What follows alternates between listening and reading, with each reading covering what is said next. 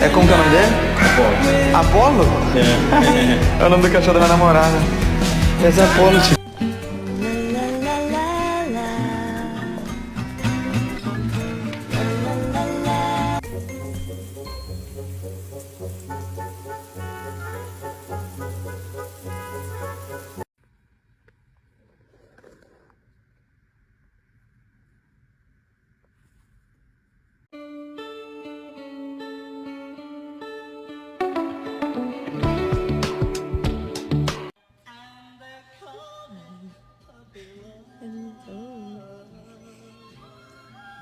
Dá oi pra tu, tia.